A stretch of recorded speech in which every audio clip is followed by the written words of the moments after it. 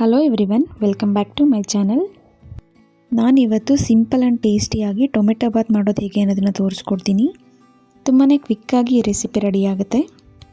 Morning breakfast ಅಥವಾ lunch ಬಾಕ್ಸ್ಗೆ ತುಂಬಾ ಚೆನ್ನಾಗಿರುತ್ತೆ. ಫಂಕ್ಷನ್ಸಲ್ಲಿ ಸಹ ಈ ಥರ ಮಾಡಿದ್ರೆ ತುಂಬ ಟೇಸ್ಟಿಯಾಗಿರುತ್ತೆ. ಯಾರಾದರೂ ಗೆಸ್ಟ್ ಬಂದರೂ ಸಹ ತುಂಬ ಕ್ವಿಕ್ಕಾಗಿ ಆ್ಯಂಡ್ ಈಸಿಯಾಗಿ ಟೇಸ್ಟಿಯಾಗಿ ಬೇಗ ಈ ರೆಸಿಪಿನ ಮಾಡ್ಕೋಬೋದು. ಇದಕ್ಕೆ ಹೆವಿ ಮಸಾಲೆ ಏನು ಯೂಸ್ ಮಾಡಿಲ್ಲ, ತುಂಬ ಸಿಂಪಲ್ ಆಗಿದೆ. ವಿಡಿಯೋನ ಸ್ಕಿಪ್ ಮಾಡದೆ ಕೊನೆವರೆಗೂ ನೋಡಿ. ಹಾಗೆ ರೆಸಿಪಿ ಇಷ್ಟ ಆದರೆ ಸಬ್ಸ್ಕ್ರೈಬ್ ಮಾಡೋದನ್ನು ಮರಿಬೇಡಿ. ಬನ್ನಿ ಇದನ್ನು ಹೇಗೆ ಮಾಡೋದು ಅಂತ ನೋಡೋಣ. ನಾನಿಲ್ಲಿ 2 to 3 ಮೆಂಬರ್ಸ್ ಆಗೋಷ್ಟು ಮಾಡ್ತಾಯಿದ್ದೀನಿ. ಮೊದಲಿಗೆ ಈ ಗ್ಲಾಸಲ್ಲಿ 1 ಗ್ಲಾಸ್ ಆಗೋಷ್ಟು ರೈಸನ್ನು ಒಂದು ಸಲ ವಾಶ್ ಮಾಡಿಕೊಂಡು ನೆನೆಸ್ಕೊಳ್ತೀನಿ. ನಾವು ಅಡುಗೆ ಮಾಡೋದಕ್ಕೂ ಮೊದಲೇ ಇದನ್ನು ನೆನೆಸ್ಕೊಂಡ್ರೆ ಸಾಕಾಗುತ್ತೆ. ನಾವೆಲ್ಲ ಪ್ರಿಪ್ರೇಷನ್ಸ್ ಮಾಡ್ಕೊಳ್ಳೋಷ್ಟರಲ್ಲಿ ಇದು ಸೋಕಾಗುತ್ತೆ. ಇದನ್ನು ಹೇಗೆ ಮಾಡೋದು ಅಂತ ನೋಡೋಣ. ಮೊದಲಿಗೆ ಒಂದು ಕುಕ್ಕರ್ಗೆ 2 ರಿಂದ 3 ಟೇಬಲ್ ಸ್ಪೂನ್ ಆಗೋಷ್ಟು ಆಯಿಲನ್ನು ಸೇರಿಸ್ಕೊಳ್ತಾ ಇದ್ದೀನಿ.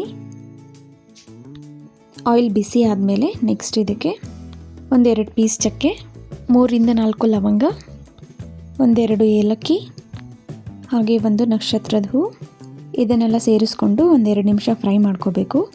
ಇದಾದಮೇಲೆ ನೆಕ್ಸ್ಟು ನಾನಿಲ್ಲಿ ತೊಗರಿ ಕಾಳನ್ನು, ಹಸಿ ಕಾಳನ್ನು ಬಳಸ್ತಾ ಇದ್ದೀನಿ. ನಿಮ್ಮ ಹತ್ರ ತೊಗರಿ ಕಾಳು ಅವೈಲೇಬಲ್ ಇಲ್ಲ ಅಂದರೆ 6 to 8 hours ನೆನೆಸ್ಕೊಂಡಂಥ ಬಟಾಣಿನ ಸೇರಿಸ್ಕೋಬೋದು.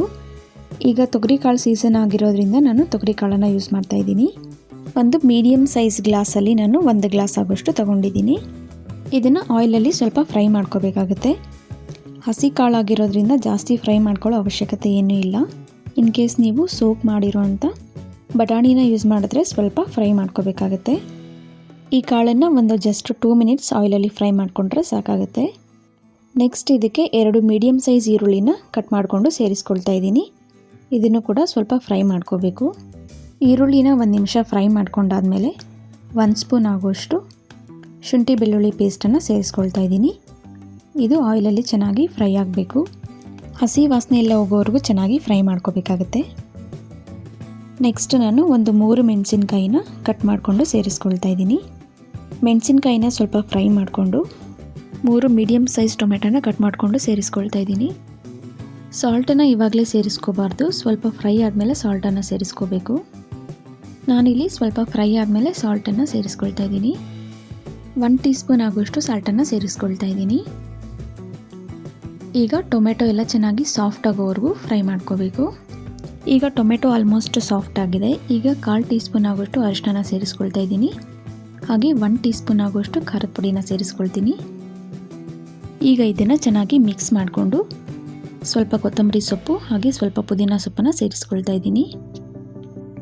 ಇದನ್ನು ಸಹ ಸ್ವಲ್ಪ ಫ್ರೈ ಮಾಡ್ಕೋಬೇಕಾಗುತ್ತೆ. ಈಗ ಟೊಮೆಟೊ ಈರುಳ್ಳಿ ಎಲ್ಲನೂ ಚೆನ್ನಾಗಿ ಸಾಫ್ಟಾಗಿ ಆಗಿದೆ. ಈಗ ನಾನು 1 ಗ್ಲಾಸ್ ರೈಸ್ನ ತಗೊಂಡಿದ್ದೆ ಅಲ್ವಾ, ಅದನ್ನು ವಾಶ್ ಮಾಡಿ ಇಟ್ಕೊಂಡು ನೀರನ್ನೆಲ್ಲ ರಿಮೂವ್ ಮಾಡಿ ಆ ರೈಸನ್ನು ಸೇರಿಸ್ಕೊಳ್ತಾ ಇದ್ದೀನಿ. ಈಗ ಇದನ್ನು ಚೆನ್ನಾಗಿ ಮಿಕ್ಸ್ ಮಾಡಿಕೊಂಡು ನಾನಿಲ್ಲಿ 1 ಗ್ಲಾಸ್ ಆಗೋಷ್ಟು ರೈಸನ್ನು ತಗೊಂಡಿದ್ದೀನಿ. ಸೊ 2 ಗ್ಲಾಸ್ ಆಗೋಷ್ಟು ನೀರನ್ನು ನಾನು ಸಪ್ರೇಟಾಗಿ ಕಾಯೋದಕ್ಕೆ ಇಟ್ಕೊಂಡಿದ್ದೀನಿ. ಅದನ್ನು ಸಹ ನಾನು ಇದಕ್ಕೆ ಸೇರಿಸ್ಕೊಳ್ತೀನಿ. ಹಾಗೆ ತಣ್ಣೀರನ್ನು ಯೂಸ್ ಮಾಡೋದಕ್ಕಿಂತ ಈ ಥರ ಕಾಯಿಸ್ಕೊಂಡು ಸೇರಿಸ್ಕೊಂಡ್ರೆ ತುಂಬ ಪರ್ಫೆಕ್ಟಾಗಿ ಟೊಮೆಟೊ ಬಾತ್ ಅನ್ನೋದು ರೆಡಿಯಾಗುತ್ತೆ. ಈಗ ಚೆನ್ನಾಗಿ ಕುದಿ ಬರ್ತಾ ಇದೆ. ಈಗ ರುಚಿಗೆ ತಕ್ಕಷ್ಟು ಉಪ್ಪನ್ನು ಕೂಡ ನಾವು ಸೇರಿಸ್ಕೋಬೇಕಾಗತ್ತೆ. ಈ ಥರ ರೈಸ್ ಎಲ್ಲ ನಮಗೆ ಮೇಲೆ ಕಾಣ್ತಿರಬೇಕು. ಇಲ್ಲಿವರೆಗೂ ನಾವು ಲಿಡ್ಡನ್ನು ಕ್ಲೋಸ್ ಮಾಡಬಾರ್ದು. ಈಗ ನಾನು ಕುಕ್ಕರ್ ಮುಚ್ಚಳನ ಮುಚ್ತಾ ಇದ್ದೀನಿ. ಈಗ ಮೀಡಿಯಮ್ ಫ್ಲೇಮಲ್ಲಿ 2 ವಿಷಲ್ ಬಿಟ್ಟರೆ ಸಾಕಾಗುತ್ತೆ. ಈಗ 2 ವಿಷಲ್ ಆಗಿದೆ. ನೋಡಿ ಎಷ್ಟು ಪರ್ಫೆಕ್ಟಾಗಿ ಬಂದಿದೆ ಅಂತ. ಸ್ವಲ್ಪನೂ ತಳ ಅಂಟಿಲ್ಲ. ನೀವೇ ನೋಡ್ಬೋದು, ಸ್ವಲ್ಪ ಸಹ ತಳ ಅಂಟಿಲ್ಲ. ತುಂಬ ಪರ್ಫೆಕ್ಟಾಗಿ ಬಂದಿದೆ. ರುಚಿ ಅಂತೂ ತುಂಬಾ ಅದ್ಭುತವಾಗಿದೆ. ನೀವು ಸಹ ಒಂದ್ಸಲ ಟ್ರೈ ಮಾಡಿ ಕಮೆಂಟ್ ಮಾಡಿ ತಿಳಿಸಿ ಹೇಗಿತ್ತು ಅಂತ. ರೆಸಿಪಿ ಇಷ್ಟ ಆಗಿದ್ರೆ ಸಬ್ಸ್ಕ್ರೈಬ್ ಮಾಡೋದನ್ನು ಮರಿಬೇಡಿ. ಹಾಗೆ ಲೈಕ್, ಕಮೆಂಟ್ ಆ್ಯಂಡ್ ಶೇರ್ ಕೂಡ ಮಾಡಿ. ಈ ಟೊಮೆಟೊ ಬಾತ್ ರೆಸಿಪಿನ ಮೊಸರು ಬಜ್ಜಿ ಜೊತೆ ತಿಂದರೆ ತುಂಬಾ ಚೆನ್ನಾಗಿರುತ್ತೆ. ವಿಡಿಯೋನ ಸ್ಕಿಪ್ ಮಾಡದೆ ಕೊನೆವರೆಗೂ ನೋಡೋದಕ್ಕೆ ತುಂಬ ಧನ್ಯವಾದಗಳು. ಹಾಗೆ ನೆಕ್ಸ್ಟ್ ರೆಸಿಪೀಸ್ ಜೊತೆ ಸಿಗ್ತೀನಿ. ಅಲ್ಲಿವರೆಗೂ ಟೇಕ್ ಕೇರ್.